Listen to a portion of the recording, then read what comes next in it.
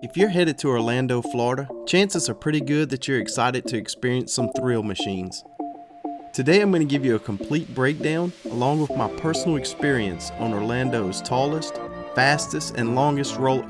Wait a minute, I forgot, Hagrid's is now open. I meant tallest and fastest coaster in Orlando. Let's go.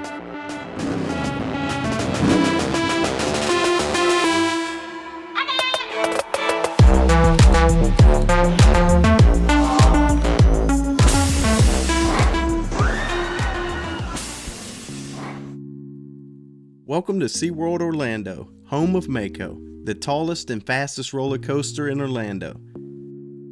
Now, breaking records itself isn't enough to make a ride great, it's gotta deliver. Mako was constructed in 2016 by B&M. It stands 200 foot tall and it packs a 200 foot drop. This puts it in the hyper category. And that's what it is, but talk about keeping the enthusiasts happy.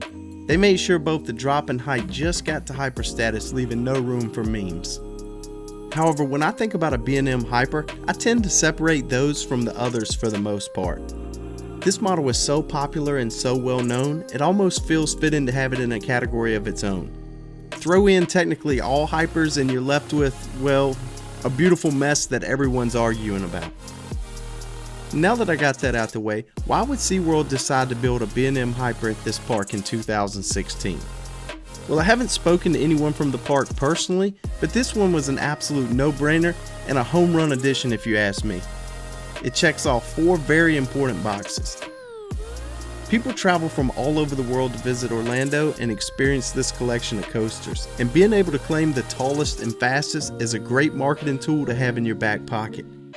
You may not realize this, but SeaWorld has some pretty solid attendance numbers every year, even beating out Busch Gardens Tampa. And with that much traffic, it's really important to have a ride that can move people through the line quickly. These hypers are known for doing just that. When it was built, it gave the park a total of 5 coasters. However, one was a junior and the other is a water coaster. With the main lineup being Kraken, Manta, and Mako, reliability is very important. Trust me, you don't want your star attraction going down. And you have that with B&M.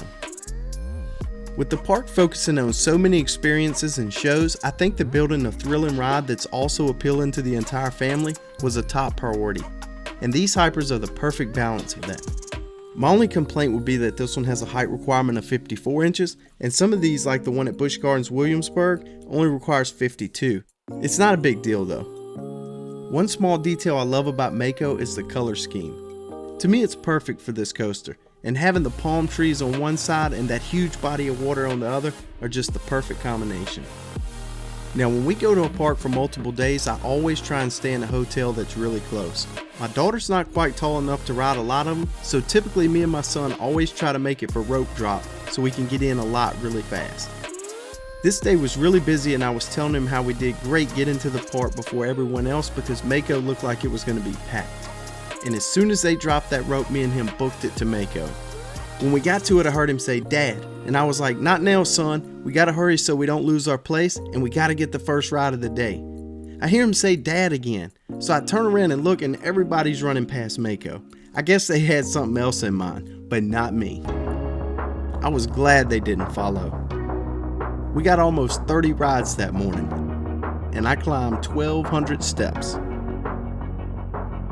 Fine by me, but seriously, marathon a coaster with 4 flights of stairs, it gets tiring. Now, before I break down the ride experience, I want to address something. First off, I'm missing a few hyper credits. But of the ones I do have, Apollo's Chariot from Busch Gardens Williamsburg and Mako are my 2 favorites. Mako is the better ride. There's no question about that in my opinion. What keeps Apollo's Chariot near the top for me is that terrain build. Just something about cresting over top those trees and diving towards the Rhine River and skimming the earth at 70 miles an hour where it really gives me a burst of adrenaline. And if you don't think that Apollo's can deliver great airtime, then you haven't ridden it later in the evening on a nice warm day. It makes a huge difference. That's also one reason why I think people have such good luck with Mako. Florida has some great year-round weather and it's also a fantastic layout. But Mako also does something for me that Apollo's Chariot just can't. You see, as a coaster enthusiast, I have to plan my days off work to get the most out of my time. If I'm off for 1 or 2 days, Well, that's when I go to a park that I can do in one day like Busch Gardens. And I have a blast, but I always know in the back of my head that I have to get in the car and I have to drive home. And typically I have to go back to work the next day. But those vacation days, they're used for the big trips. Just making this slow climb to the top, it allows me to process the moment. Back home, everyone is preparing for a snowstorm, but I'm in Florida. The weather's beautiful, I can feel a slight breeze, and there's something about the smell in the air that's perfect. As I crest the top, I get a view of my hotel, and it reminds me that tomorrow is going to be another great day. That drop is incredible, especially in the back seat. You're whipped over the top and hit 73 miles an hour, and it just feels so fast. You immediately rocket back up to the sky for this huge overbank turn that's perfect in every way possible. You're so high up and sideways, looking straight down at the water beneath you.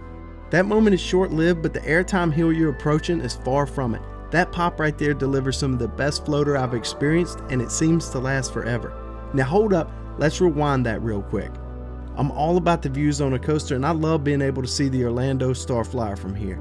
It stands 450 foot tall, and it's my buddy Nathan's worst nightmare. I said 100 comments, and we will get him 460 foot on Starflyer. 460? 460. No, that was 230. And to think, he said in my Dollywood video, if I got 100 comments, that he would fly with me and conquer his fears. It did, so be on the lookout for that video when things open back up. Now this hammerhead turn gives another great view of the water, and you get another solid pop of air here. But just look at this near miss, it's great.